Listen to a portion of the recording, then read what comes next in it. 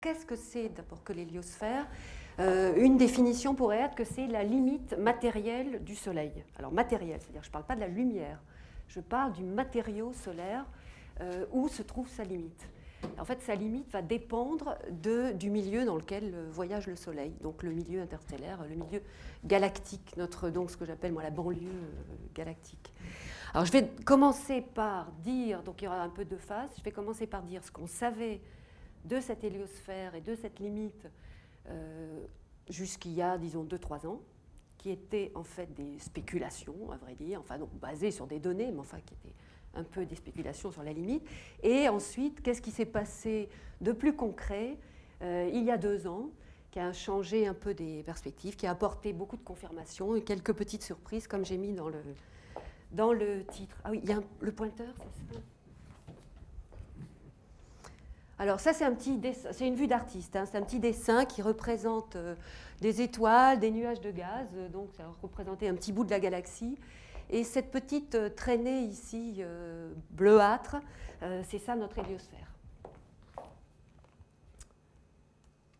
Alors, puisqu'il s'agit d'une interface, que c'est la limite entre le matériau solaire et l'espace, évidemment, le matériau solaire...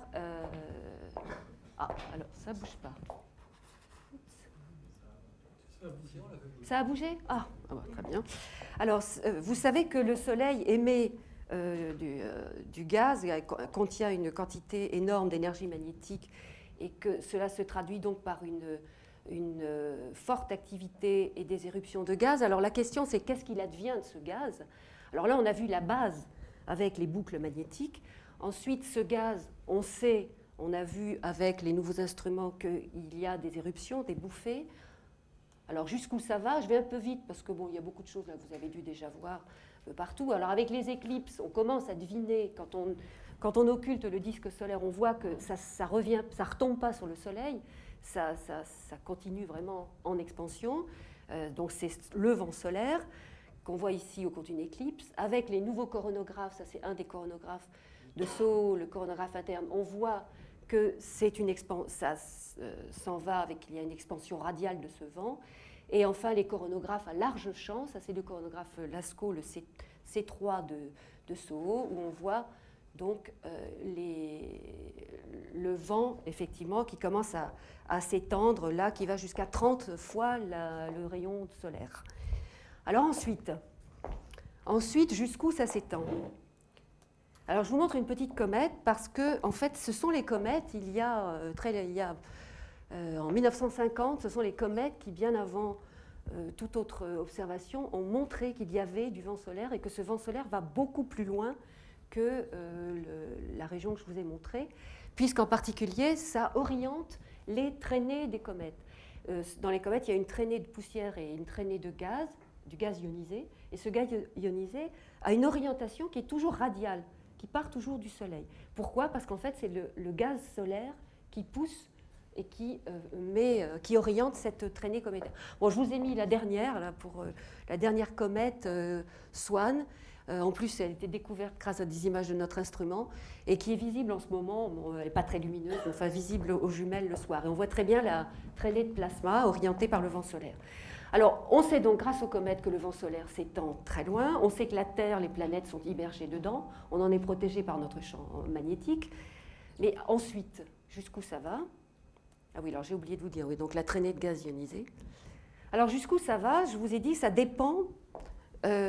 va dépendre dans quel milieu, enfin de la nature du milieu dans lequel ce gaz solaire va se répandre. Alors, ce milieu, c'est quoi ? Donc là, on a besoin de faire un petit...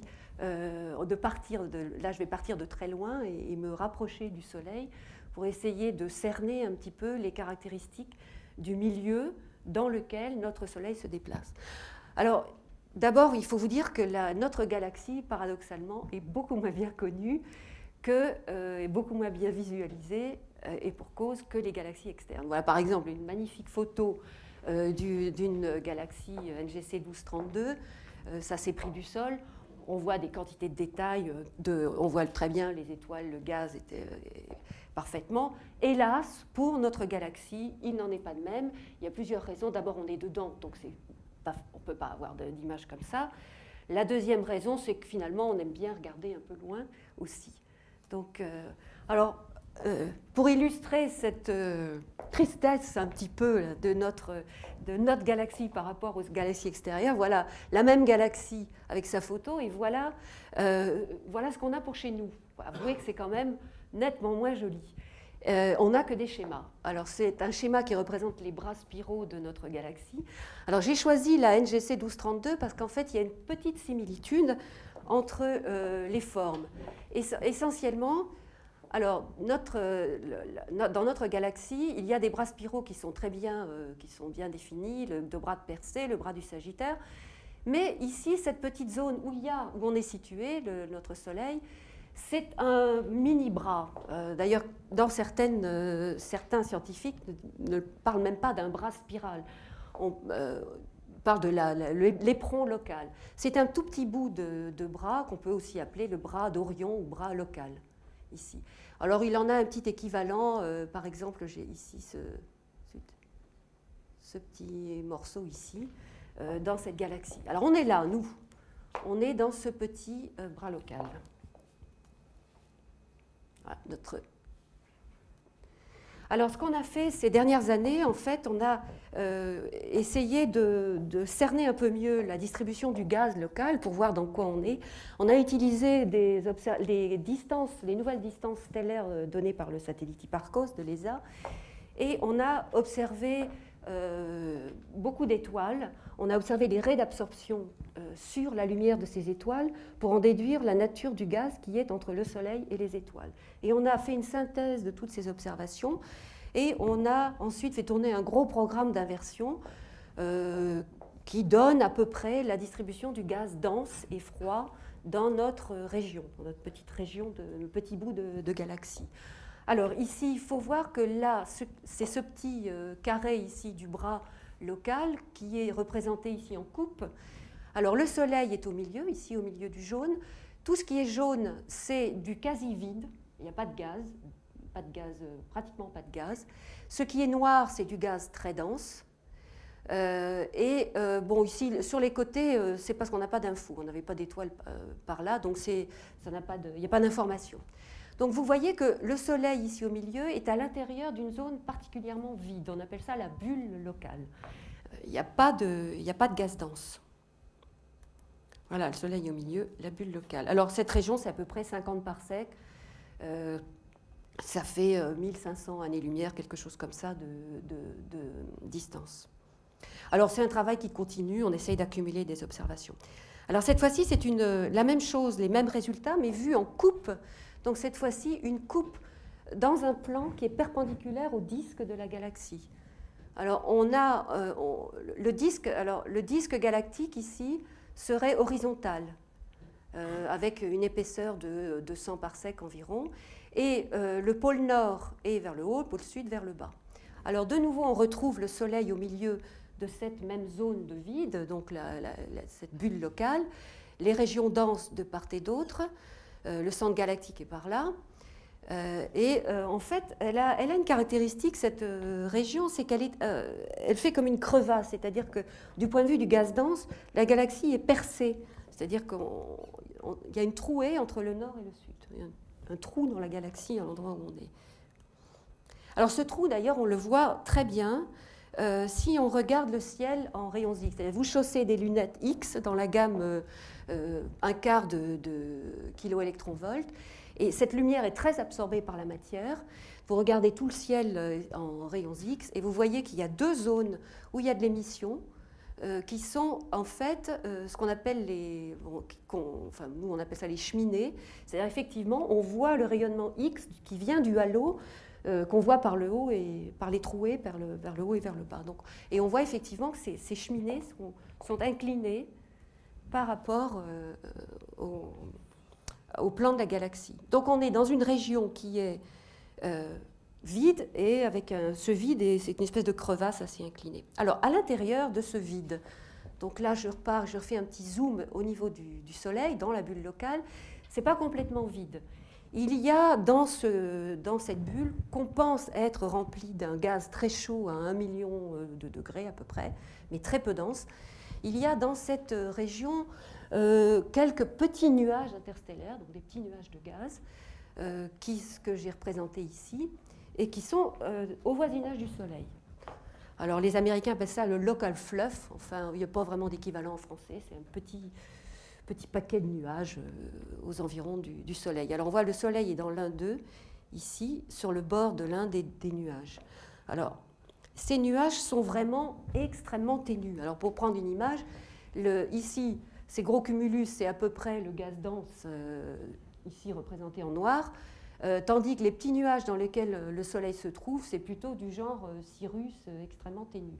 Donc ça sont des nuages qui sont extrêmement difficiles à détecter du fait de leur faible densité. Alors ils sont aussi, comme c'est un matériau, enfin comme ce sont des nuages très peu denses, le rayonnement ultraviolet qui baigne la galaxie est capable de les ioniser. Donc c'est des nuages qui non seulement sont peu denses, mais aussi chauds et un peu ionisés. Alors là, il faut prendre les grands moyens pour bien les observer, puisqu'ils sont très peu denses, on est obligé d'utiliser l'ultraviolet. Donc ça, par exemple, c'est un spectre, un morceau de spectre avec le HST, le Hubble Space Telescope. Donc le Soleil ici, dans un nuage, on observe l'étoile Sirius. Vous voyez, là, vraiment, on va prendre les plus proches et les plus brillantes. Alors, il y a deux zones d'absorption de la lumière. Les photons qui viennent de Sirius sont absorbés par un nuage, et ensuite le nôtre. Et ça fait 2 raies d'absorption, ici, sur le petit morceau de spectre. C'est-à-dire que s'il n'y avait pas les 2 nuages, on aurait un continu de l'étoile comme ça. Et en fait, il y a 2 raies d'absorption. Donc l'une est due à notre nuage, l'une est due au nuage qui est entre nous et Sirius. Alors ces petits nuages, on arrive comme ça à les détecter. On a même fait ce qu'on appelle la triangulation Doppler. C'est-à-dire que pour notre nuage, puisqu'en fait, ce qui nous intéresse, contrairement aux autres astronomes, nous, au lieu d'aller chercher très loin, on cherche le gaz le plus près. On est vraiment bigleux, myope. Et alors, donc, pour rechercher le nuage dans lequel on est, puisque c'était ça qui nous intéressait, puisque c'est dans ça que le Soleil avec ça que le Soleil interagit. Donc, en fait, on a fait de la triangulation. Si le nuage avance comme un solide, sur 3 étoiles différentes, on doit avoir des raies d'absorption. Et vous connaissez le phénomène du décalage Doppler. Les raies d'absorption ne seront pas décalées en longueur d'onde de la même façon que, selon la projection du mouvement sur la direction de l'étoile. Donc en fait, on doit avoir des raies avec des systèmes de décalage Doppler. Alors évidemment, on fait l'inverse de ce que j'ai montré ici, c'est-à-dire on observe des raies avec des décalages Doppler et on reconstitue le puzzle et on recherche quel est le mouvement qui va marcher bien avec les raies. Et comme ça, on détecte le nuage dans lequel on est. Alors un petit zoom sur ces petits nuages. Donc là, on est dans un nuage qui bouge par rapport au Soleil à 26 km par seconde, qui a une température à environ 6000, 7000 Kelvin. Le Soleil est en train d'en sortir, puisque le nuage va comme ça, donc le Soleil, par rapport au nuage, va vers la droite. Il va bientôt rentrer dans un autre nuage qui est un peu le même genre, un autre petit cirrus qui est un petit peu plus froid, un peu plus rapide. Et donc voilà. Mais pour le moment, ce qui nous intéresse et ce qui va compter pour le Soleil, c'est le nuage local ici et ses caractéristiques. Donc on a les 2 ingrédients. Donc finalement, c'est d'un côté le vent solaire, dont j'ai oublié de dire que ce vent solaire a des vitesses très importantes, puisqu'en fait il est émis avec des vitesses de l'ordre de 400 à 800 km par seconde. Et d'un autre côté, ce Soleil se déplace avec une vitesse de 26 km par seconde dans un gaz. Alors, j'ai mis une image de gaz, mais enfin, on a vu que c'est un gaz très peu dense. Alors, la question, c'est qu'est-ce qui se passe à l'interface? Donc, en gros, là, c'est ça les ingrédients. Le vent solaire qui s'expand, le gaz dans lequel on est, et ce qui nous intéresse, c'est ce qui a été donc modélisé depuis des années par pas mal d'équipes, et c'est comment est-ce que va s'organiser cette rencontre. Alors, vous connaissez le phénomène du vent relatif. C'est quand vous êtes... Là, je n'ai pas mis une décapotable, je n'ai pas trouvé d'image, mais enfin, quand vous bougez, vous bougez dans l'air. Qui dit mouvement plus air dit vent relatif, c'est-à-dire vous recevez... En fait, vous avez le gaz qui s'écoule autour de vous, qui fait un vent relatif. Et ce vent, en fait, il est uniquement dû au mouvement. Il est uniquement dû au fait que vous bougez dans un milieu gazeux. Alors, si vous êtes arrêté pour une raison ou pour une autre, le vent relatif disparaît. Et bien pour le Soleil, c'est exactement la même chose. C'est-à-dire que le Soleil se déplace dans un nuage et ce déplacement crée un vent relatif. C'est-à-dire du point de vue de l'habitant du système solaire, il a en permanence du gaz qui s'écoule par rapport à lui, qui est le gaz interstellaire du nuage dans lequel on se trouve. Alors qu'est-ce que ça va faire? Ça, c'est un petit film qui a été fait par des collègues américains. Donc le Soleil, on peut pas éteindre la lumière. On peut pas éteindre la lumière. Donc les planètes, alors le vent solaire qui s'expand dans toutes les directions, et puis qui brutalement change de nature, je vais y revenir, et puis au bout d'un moment finit par en fait rencontrer l'obstacle que représente le gaz dans lequel il se déplace, et par être refoulé, donc formant une traînée.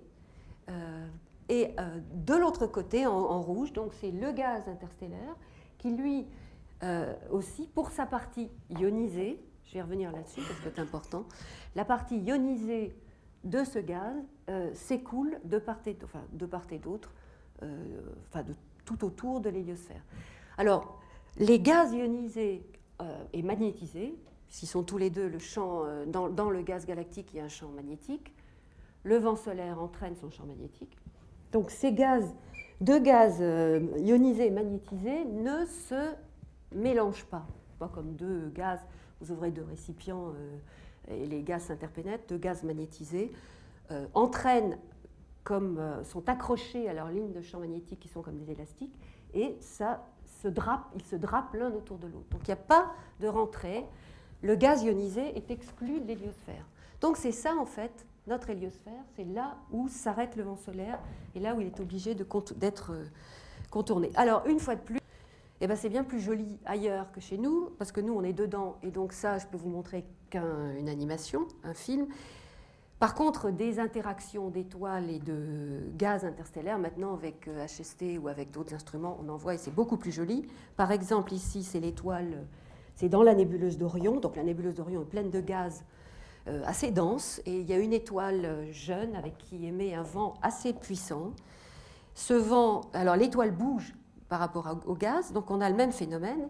Le vent émis par l'étoile et dans toutes les directions, en fait, rencontre le gaz qui vient par rapport à lui, et ça fait un vent interstellaire, un vent relatif qui va refouler en fait le gaz et créer cette structure en arc. Alors il y en a plein, des petits arcs comme ça dans la nébuleuse d'Orion. Je ne sais pas si vous arrivez à voir là, il est petit. Donc voilà. Alors évidemment, ici, l'avantage, c'est que c'est lumineux. C'est lumineux parce que c'est grand, c'est beaucoup plus grand que notre héliosphère. C'est lumineux aussi parce que le vent est très très violent, donc il y a une énergie considérable et ce gaz est brutalement ionisé et c'est les recombinaisons, c'est l'arrêt H-alpha, en fait les recombinaisons ou les raies optiques qui donnent cet arc lumineux. Notre héliosphère, le problème c'est que le vent a un flux assez faible, le vent du Soleil par rapport aux autres étoiles n'est pas très très important, pas très dense. Et puis le pauvre petit nuage dans lequel on se déplace aussi n'est pas très dense. Donc en fait, ça fait quelque chose de moins spectaculaire que ça. Alors voilà aussi une vue d'artiste en fait, donc, pour résumer. Donc on se déplace dans le gaz interstellaire ambiant, cette fois-ci c'est le Soleil. Le gaz ionisé est refoulé sur les côtés, de part et d'autre d'une frontière qu'on appelle l'héliopause, qui veut dire limite du Soleil.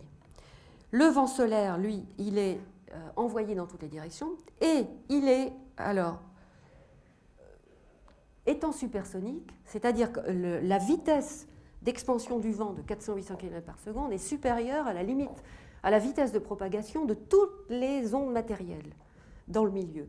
Donc, il n'y a aucun moyen de prévenir le milieu interstellaire qu'il y a du vent solaire qui arrive. C'est un phénomène bien connu en hydrodynamique, il va se produire ce qu'on appelle un choc, c'est une surprise hydrodynamique, et le vent solaire doit forcément être brutalement décéléré pour ensuite, dans un régime supersonique, sentir le milieu, commencer à pouvoir sentir, par la propagation des ondes matérielles, à sentir le milieu dans lequel il s'expand.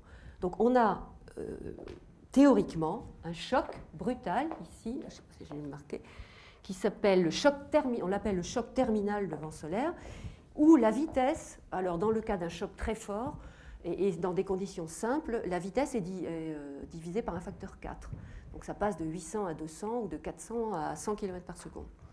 Au-delà, évidemment, c'est une vitesse beaucoup plus faible et qui devient supersonique, d'autant plus que le gaz, il faut bien que cette énergie, passer de 400 à 100, l'énergie cinétique est en V2, donc ça veut dire que le gaz perd une quantité phénoménale, la plus grande partie de son énergie contenue dans le mouvement, et tout ça, ça passe en échauffement, c'est-à-dire que le gaz, derrière le choc, en aval du choc, est porté à des grandes températures. Dans le cas du vent solaire, c'est de l'ordre du million de degrés, de 1 à 2 millions de degrés.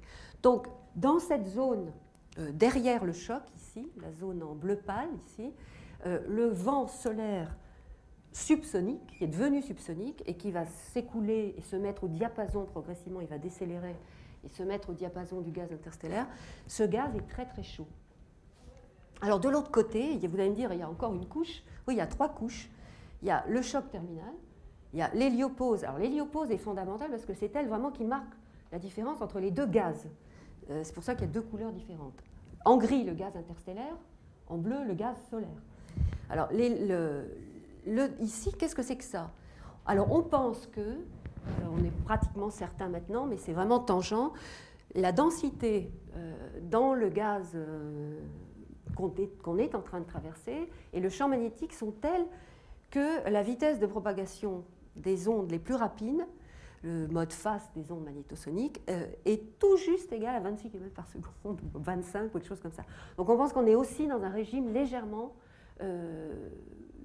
supersonique, enfin supermagnétosonique, où on doit avoir un petit choc. C'est-à-dire le gaz interstellaire commence par avoir un petit choc, mais beaucoup plus faible, décélère et ensuite s'écoule.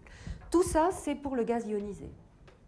Je n'ai pas parlé du gaz neutre. Alors, le gaz neutre n'a rien à voir, c'est-à-dire des particules neutres, ça ne réagit pas au champ électromagnétique du plasma, enfin du gaz ionisé. Donc les particules neutres, ici, rentrent dans l'héliosphère quasiment librement. C'est-à-dire qu'elles arrivent, elles ont un entraînement sur leur inertie. Elles ne réagissent pas collectivement comme le plasma réagit collectivement. Les particules toutes ensemble, tandis que là, c'est des individus qui rentrent et qui pénètrent dans l'héliosphère. Et c'est heureux, parce que sinon, on serait très embêté, on aurait été très embêté pour faire des prédictions. Parce que la grande question, c'est quoi la taille de ça? C'est quoi la taille de cette interface? Et vous devinez bien que cette taille, elle va dépendre des équilibres de pression. La pression du vent solaire, on a le vent solaire à l'intérieur, bon, et puis à l'extérieur, ça va dépendre de la pression du gaz extérieur. Donc la quantité de gaz ionisé, la pression magnétique associée, parce que le champ magnétique va venir appuyer sur l'héliosphère. Donc, bon, seulement tout ça, c'est inobservable. Il ne faut pas oublier que nous, on est là-dedans. Le gaz ionisé, il part à l'extérieur. Le champ magnétique aussi reste à l'extérieur. Donc, on n'a aucun moyen de savoir quelle est la pression. Alors, on s'en est sorti en utilisant les neutres. Alors, on a une expérience sur le satellite SOHO qui s'appelle SWAN. Alors, on a la caractéristique d'être les seuls, ça c'est une vue du satellite SOHO. Ici, ça c'est tous les instruments de SOHO qui ont tous leur ouverture vers le haut, parce que c'est vers là que doit être le Soleil. Il y a les coronographes, les spectrographes, etc. Et nous, notre expérience, elle est ici. Et elle a un petit mécanisme à tête pivotante pour voir dans toutes les directions. Et on est les seuls à ne pas regarder le Soleil. On regarde tout sauf le Soleil. Et on fait des cartes du ciel. Et ces cartes du ciel, c'est pour observer le gaz neutre. Parce que ce gaz neutre, lui, on peut l'observer.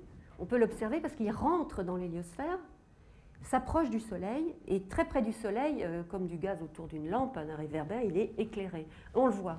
Donc si on chose cette fois plus des lunettes X, mais on se met des lunettes ultraviolettes dans la raie, par exemple, de l'hydrogène, qui est celle de la raie Lyman alpha, archi-classique de l'atome d'hydrogène, dans l'ultraviolet, voilà ce qu'on verrait, voilà un ciel dans la raie Lyman alpha, dans l'ultraviolet.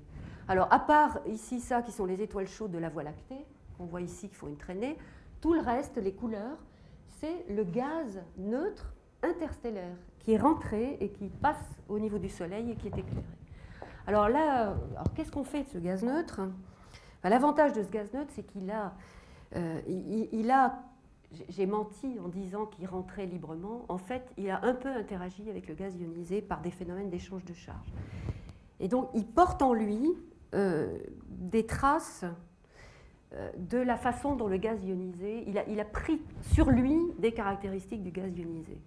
Pourquoi? Parce qu'en fait, certains des atomes neutres sont devenus des protons, et inversement, des protons sont devenus des atomes neutres parce qu'il y a eu des échanges de charges. Je ne rentre pas trop dans les détails. Et toujours est-il que le gaz neutre, on a démontré qu'il était décéléré, chauffé et dévié. Et tout ça par l'interaction avec le gaz ionisé. Et on en a déduit, donc, en fait, la densité du gaz ionisé et plus récemment le champ magnétique extérieur. Donc en fait, on a pu déduire indirectement, en utilisant les messagers en fait, qui rentrent, qui sont les neutres, on a pu déduire les caractéristiques et la taille supposée de l'héliosphère. Bon, il y a eu d'autres mesures, comme par exemple les gradients des rayons cosmiques, j'y reviendrai après, mais ici on a quand même 4 observables, décélération, échauffement, filtration et déviation. On a 4 paramètres qui rentrés dans les modèles d'héliosphère, permettent de contraindre et de dire à quelle distance ça doit être. Alors à quelle distance ça doit être? Ça doit être à une distance, alors d'abord la couche la plus interne, qui est le choc de vent solaire, on en a déduit qui doit être, quand je dis quand on met dans les modèles, alors les modèles, il y a pas mal de gens qui font des modèles, il y a différentes équipes, il y a des modèles très sophistiqués par les Russes et par les Américains, qui, quand ils mettent les ingrédients, disent que ça doit se trouver à peu près 100 fois la distance Soleil-Terre. Donc ça donne une idée. Quant à l'héliopause, là vraiment où le vent solaire s'arrête, elle doit être à peu près à 115, 120, 130, c'était unité astronomique, donc distance Soleil-Terre. Alors ça c'est un schéma de l'héliosphère qui s'accorde avec les dernières mesures, où on voit que en fait, l'héliosphère est un peu tordue. C'est-à-dire qu'elle est tordue parce qu'il y a un champ magnétique ici à l'extérieur, et ce n'est pas étonnant, il y a un champ magnétique dans la galaxie partout. De toute façon, partout, il y a du champ magnétique. Et donc, ce champ, en fait, exerce une pression qui n'est pas la même ici, en haut et en bas. Alors, Voyager, en fait, on va y revenir, a la malchance, en fait, d'être ici, c'est-à-dire dans la région où l'héliosphère est la plus gonflée, c'est-à-dire où il faut aller le plus loin. Parce qu'évidemment, une des questions clés, c'est est-ce qu'on a des chances de rencontrer cette frontière? Est-ce qu'elle est trop loin, ou au contraire, est-ce qu'on peut arriver à trouver cette frontière? Ça, c'est un petit schéma donc, qui représente un peu ce que je viens de dire. En noir, ce sont les flèches qui représentent le plasma interstellaire, donc les particules ionisées, qui rentrent et qui s'écoulent dans ce qu'on appelle l'héliogène sur les côtés. Et ici,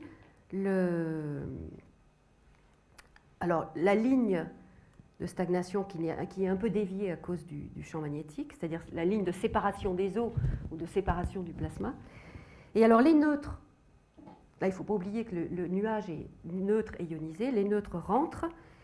Alors certains vont continuer leur course sans jamais avoir une collision avec aucun atome. N'oubliez pas que ce sont des milieux très peu denses.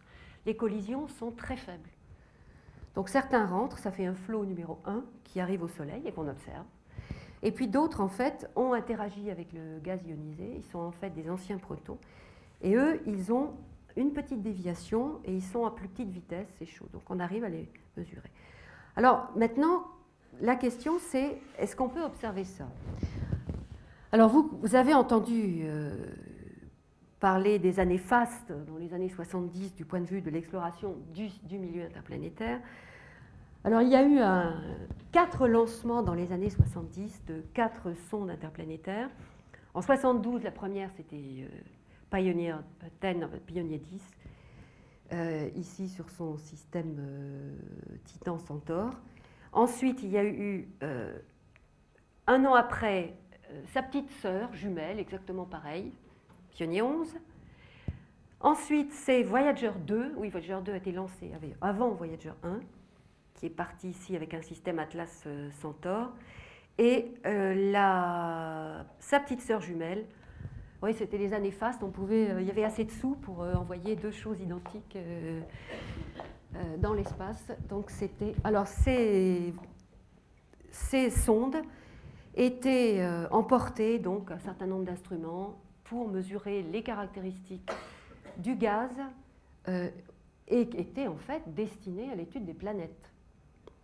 Alors vous savez donc ça c'est les Voyager et Pioneer. Alors leur trajectoire. Alors ça c'est leur position et c'est la position récente. Excusez-moi, ça c'est pas très joli. Donc ici le système solaire, le Soleil ici donc N Neptune, P Pluton. Alors la plus éloignée aujourd'hui c'est Voyager 1. Il y a le 1 à sauter là, excusez-moi. Voyager 1 qui est là. Ça c'est une vue au-dessus de l'écliptique, au-dessus du plan des planètes. Donc Voyager 1 est là. Sa petite sœur jumelle Voyager 2 est là. Pionnier 11 est ici. Pendant longtemps, ça a été la plus lointaine, la plus éloignée du Soleil, mais Voyager 2 va plus vite. Les Voyagers vont 1,5 fois plus vite que les Pioneers. Donc en fait, elles s'éloignent, elles ont rattrapé, bien qu'ayant été lancées après, les Voyagers ont rattrapé les Pioneers.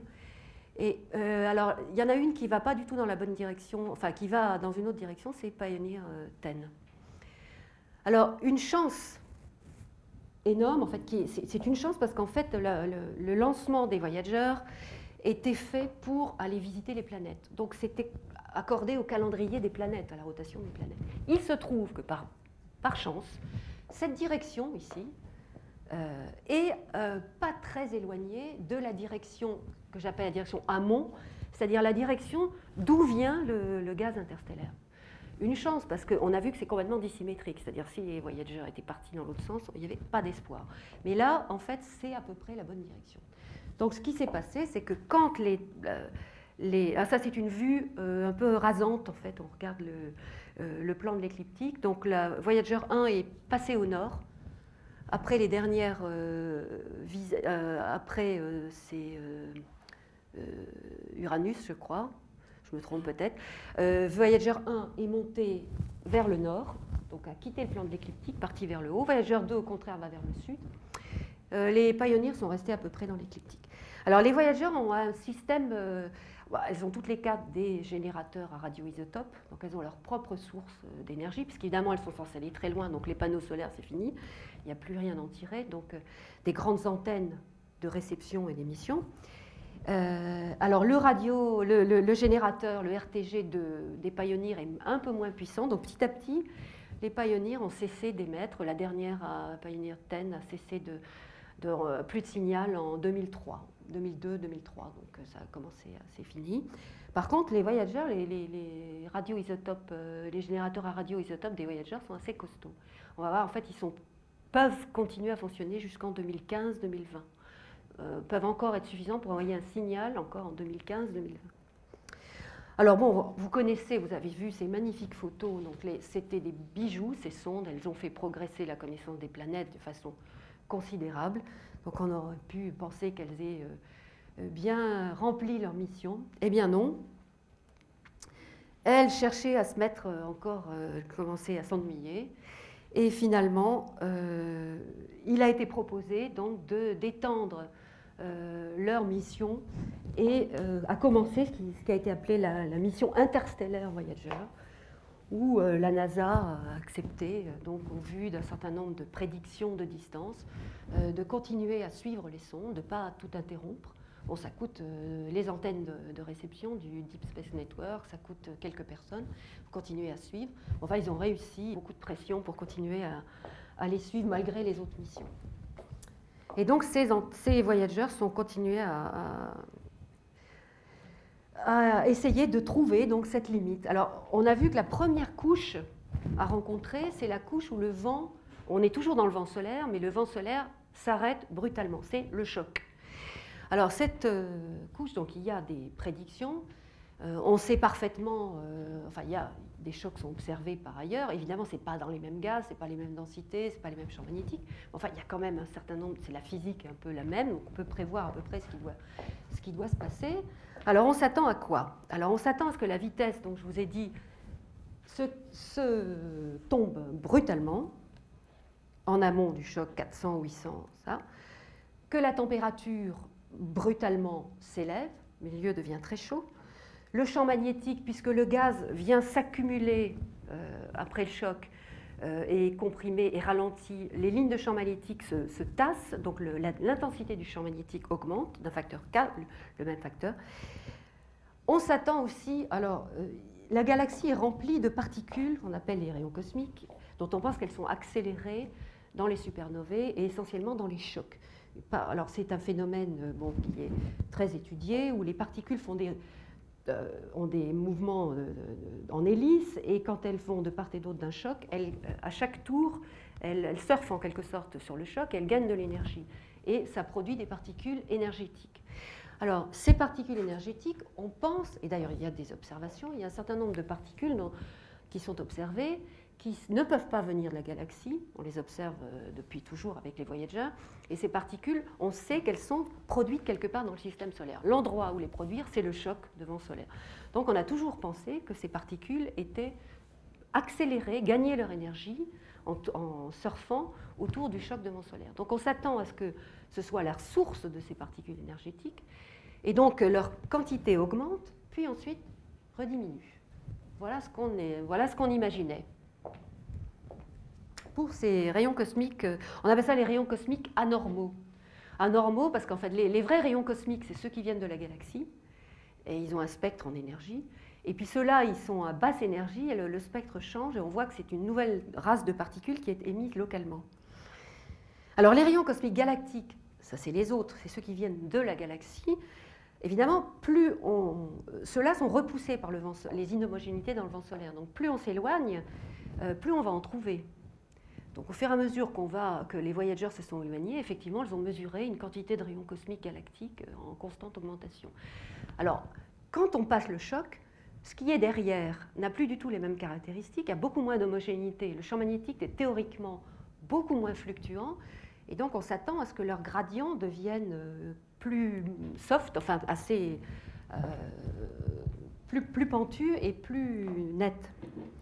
Et la dernière chose aussi, ça c'est bien connu des gens qui font des planètes, les plasmiciens qui travaillent sur les interfaces planétaires, à l'endroit d'un choc, comme en amont de la Terre ou dans les magnétosphères de Jupiter, de Mars, il y a toujours, non pas Mars mais Jupiter, il y a des ondes de plasma qui marquent l'arrivée au choc et qui ensuite en aval disparaissent. Alors maintenant, les deux mesures les plus simples et les plus faciles à interpréter, c'est évidemment la baisse de vitesse et l'augmentation de température. Manque de chance, sur le seul instrument, sur les deux sondes, le seul instrument qui n'a pas survécu au survol des planètes et qui ne marche plus, c'est l'analyseur de plasma thermique de Voyager 1. Il marche sur Voyager 2, mais pas sur la 1. Donc, pas de mesure de ce qui serait le plus facile à voir, à déterminer pour effectivement tester la présence du choc. Donc, on peut pas. Alors, malgré ça, quand même, mes collègues américains ont réussi à dire oui, mais avec les autres instruments, on va pouvoir montrer. Alors, en 2000, ce qui s'est passé, c'est qu'en 2002-2003, donc évidemment, il y avait les Américains scrutaient leurs données en attente, on se rapprochait du choc. Donc les voyageurs avancent à peu près 3 unités astronomiques par an. Donc on en était, donc, vous voyez, 80, 85, etc. On se disait que ça devait s'approcher. Et puis en 2002-2003, ils ont commencé à voir des tas d'anomalies, des bouffées, des ondes de plasma, des bouffées de particules accélérées, des anomalies aussi dans les rayons cosmiques galactiques avec des variations extrêmement fortes. Donc il y avait les 3 critères du bas. D'un seul coup, 2002-2003, les 3 instruments sont d'accord, on est dans le choc, on est dans la zone de turbulence, on passe le choc. Manque de chance, l'équipe du magnétomètre, niet, non. Nous, notre champ magnétique, il fluctue, il est encore grand, on n'a pas passé le choc, on n'est pas d'accord. Débat, articles dans Science, etc., les uns pour, les autres contre. Bon. Et puis donc, il s'est encore écoulé, ça c'était donc 2002-2003, et puis finalement, donc là, il y avait des gens qui commençaient à ricaner en disant vos sondes là, vous nous avez toujours dit que le choc allait arriver, et puis en fait, le choc, vous exagérez, il est bien plus loin, vous ne comprenez pas. Enfin bon, bref, il y avait encore des petites... Il fallait discuter. Et puis finalement, en décembre 2004, alors il n'y a toujours pas les mesures du champ, mais là, le champ magnétique a fait un bond et est resté comme stable. Les ondes de plasma sont arrivées et ensuite sont disparues. Ça, c'est en bas. Les rayons cosmiques galactiques ont commencé à changer de gradient et à devenir moins turbulents, enfin variables. Par contre, alors là, ici, il y a eu beaucoup de bouffées de particules accélérées au choc, mais on verra qu'il y a un petit problème. Donc cette fois-ci, là, alors par article dans Science de nouveau, on a traversé le choc. Voilà les données ici du champ magnétique. Donc ça, c'est le champ magnétique en nanotesla. Donc vous voyez, ça c'était pendant les jours de toute l'année 2004, qui était, bon, c'était très fluctuant, mais bon. Et puis ensuite, voilà, un saut.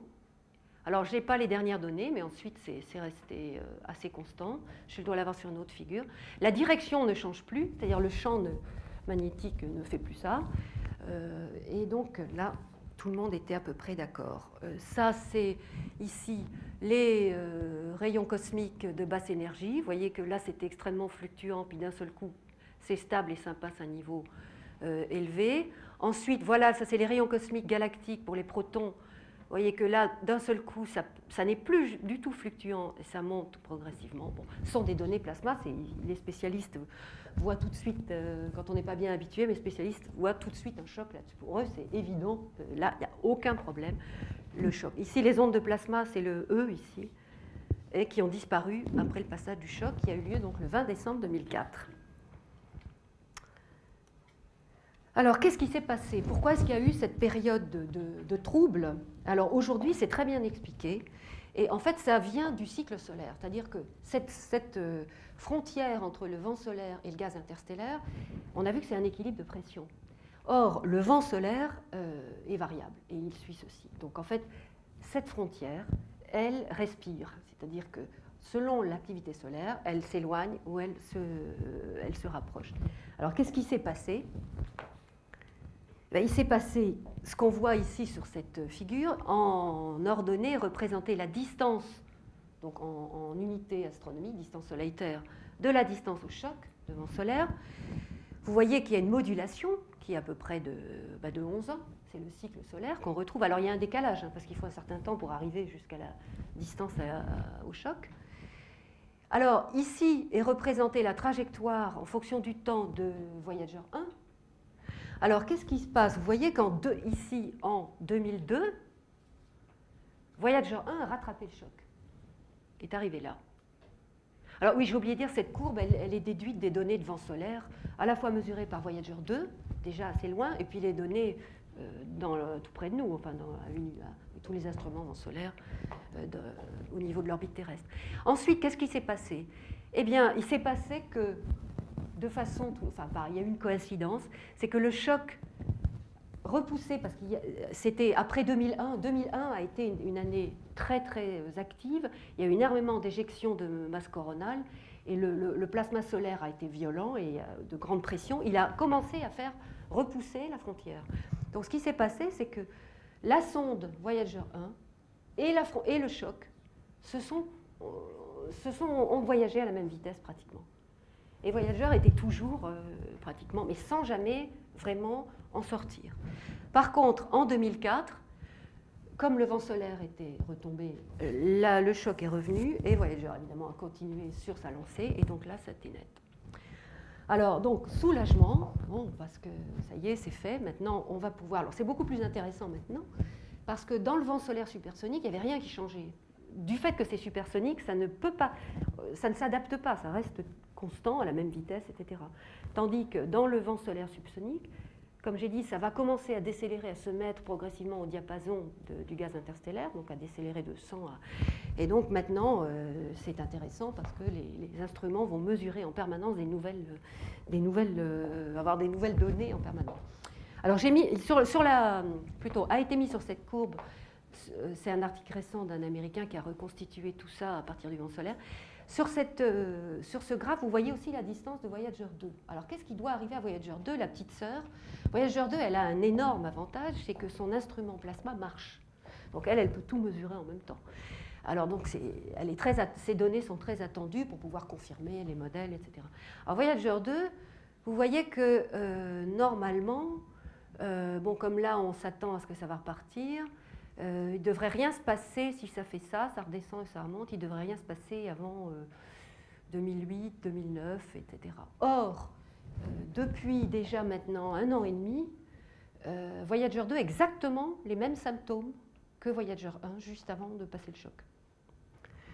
Alors donc ça veut dire qu'il faudrait, évidemment on ne peut pas remonter la courbe de Voyager 2, mais enfin ça veut dire que, alors je vous rappelle qu'il y en a une qui est vers le haut et l'autre vers le bas, c'est-à-dire qu'elles n'explorent pas la même région de l'héliosphère. Alors cette différence elle s'explique très bien si on tient compte du champ magnétique. Ah oui, je n'ai pas mis poursuite du choc, traversée, et là qu'est-ce qui se passe ? Alors, cette différence s'explique par le fait que l'héliosphère est déformée. Je vous ai dit que Voyager est vers le haut, c'est-à-dire qu'elle est du côté où l'héliosphère est un petit peu gonflée, et Voyager 2 a la bonne idée d'être vers le bas, où on pense que le choc est un peu plus proche. Donc, il est possible que Voyager 2, cette fois, va traverser plus vite. Donc, il prévoit un passage imminent dans 1 an, ou moins d'1 an, ça dépend. Et on attend. Donc voilà pour l'histoire des Voyagers. Alors qu'est-ce qui s'est... oui, alors les surprises, qu'est-ce qui ne marche pas? Là, on a vu qu'il y a pas mal de choses qui marchent quand même. Les modèles étaient finalement assez fiables. La grosse surprise, c'est les particules énergisées au choc. Or ça, c'est un aspect astrophysique essentiel. C'est-à-dire vraiment, il y a beaucoup de choses qu'on ne connaît pas sur les rayons cosmiques. Ces phénomènes d'accélération, il y a beaucoup de théories, il y a beaucoup de choses qui sont certaines, mais il y a encore beaucoup d'inconnus. Donc c'est vrai que c'est une façon de pouvoir tester grandeur nature les phénomènes d'accélération dans ce type de choc. Or, depuis le passage, les rayons cosmiques de basse énergie continuent à augmenter. Et ça, pour le moment, il y a des modèles qui sortent dans tous les sens, mais il n'y a pas vraiment encore de consensus. Donc ça, c'est la surprise. Et bon, il y a des chances que ça s'éclaircira, aussi surtout quand Voyager aura passé, parce qu'il y aura les rayons cosmiques un peu partout. Donc voilà la surprise. Donc finalement, Voyager a atteint le choc en 2004. Maintenant, la suite. Alors la suite, il va rester encore un petit peu au purgatoire, là, dans du vent solaire, mais cette fois-ci chaud, lent, beaucoup plus lent. Et la traversée, alors si on prend en compte les dernières mesures de... Tiens, j'ai pas la fin. Bon, qu'est-ce que j'ai fait? On s'attend à une arrivée à l'héliopause en 2015. Alors 2015, c'est juste la nature est bien faite, enfin je ne sais pas si elle est bien faite, mais en tout cas, les durée, enfin les perspectives de durée de fonctionnement des générateurs, c'est à peu près 2015-2020. Donc si tout va bien, Voyager 1, qui est devenu l'objet humain le plus lointain, va atteindre pour la première fois, va être le premier objet à quitter notre gaz solaire. Le premier objet à rentrer dans la galaxie, vraiment dans la galaxie, enfin dans du gaz galactique qui n'a pas été contaminé par le Soleil. Alors c'est très intéressant, par exemple, parce que ça va donner in situ les vraies quantités de rayons cosmiques, les mesures de champ, etc. La turbulence du champ, les inhomogénéités, pour une fois dans du gaz interstellaire. Donc il y a beaucoup à attendre, il faut espérer qu'elle ne sera pas mise à la retraite avant ça. Alors pour un petit film pour illustrer ça, donc résumé, alors c'est aussi pareil, c'est pas moi qui ai fait, hein, c'est mes collègues américains. Donc la galaxie, le bras spiral, la bulle locale, nos petits nuages et l'héliosphère. En bleu, le gaz qui vient du Soleil. À l'avant, il y a une petite zone, alors c'est un peu exagéré, il y a un certain nombre de choses qui ont été exagérées dans cette vue d'artiste. Le gaz interstellaire, il est un petit peu chauffé, mais bon, là, c'est présenté comme très très chaud.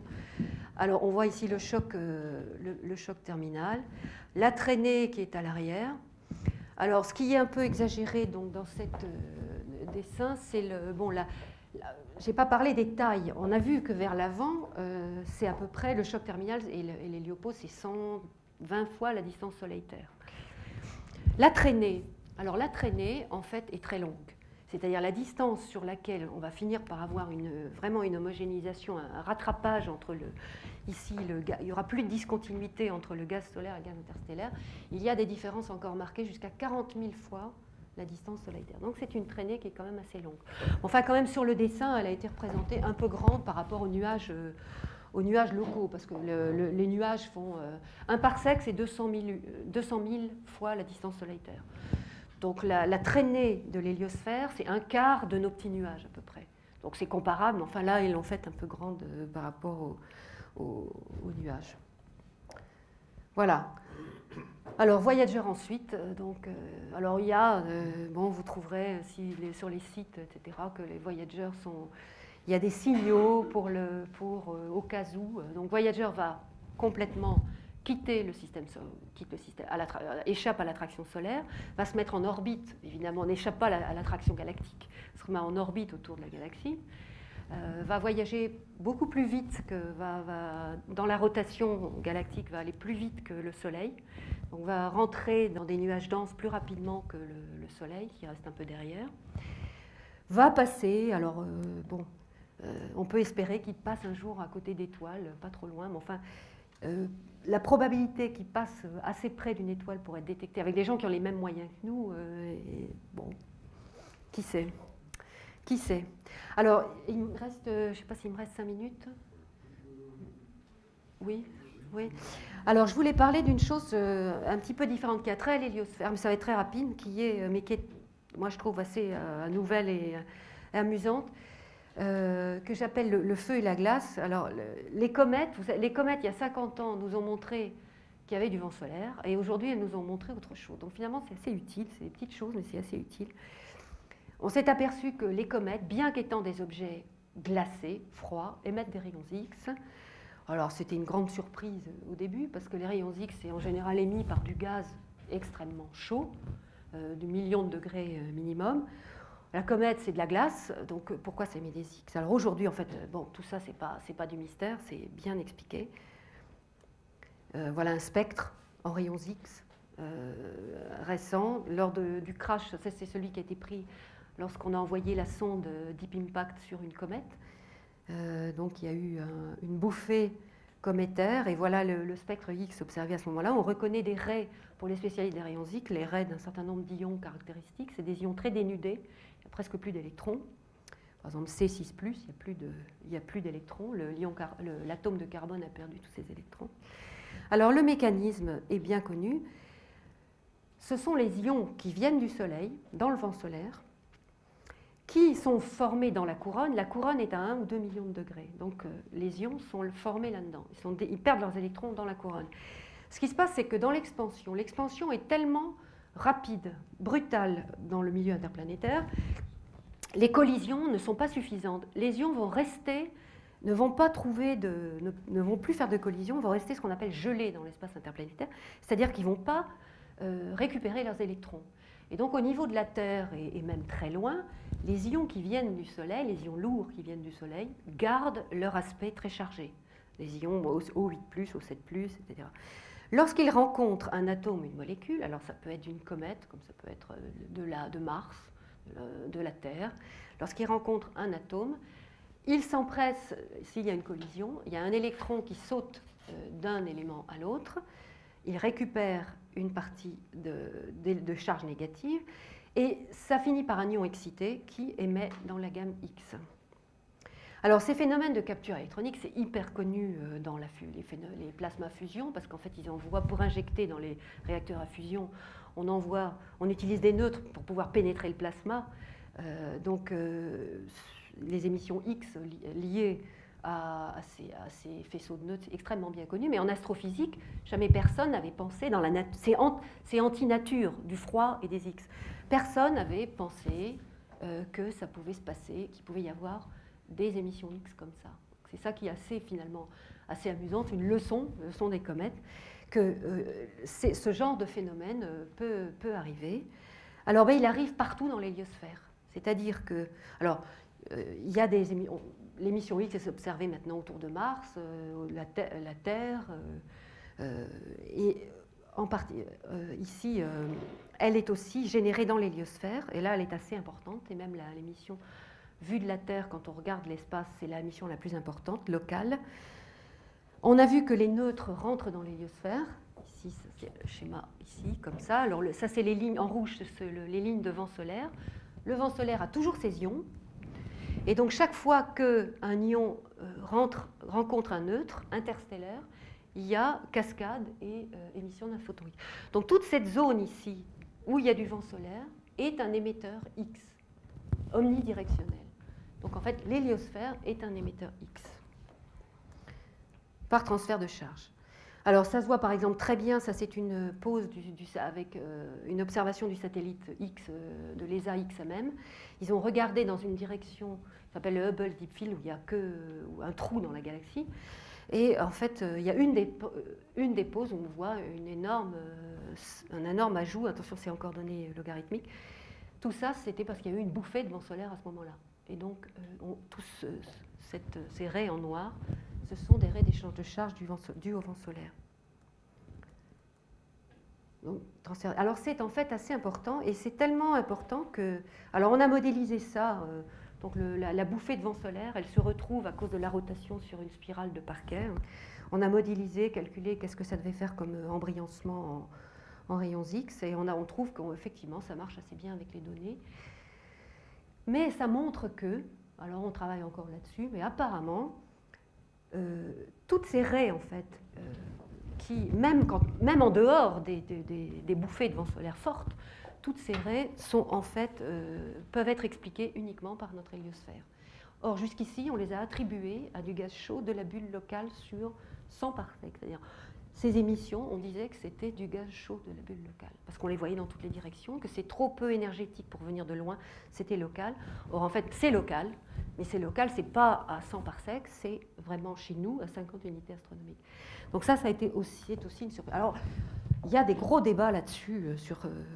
En gros, tout le monde maintenant est d'accord que c'est au moins la moitié de ce qu'on a attribué à la bulle locale. Moi, je pense que c'est pratiquement tout dans certaines gammes. Bon, il y a plein de débats là-dessus.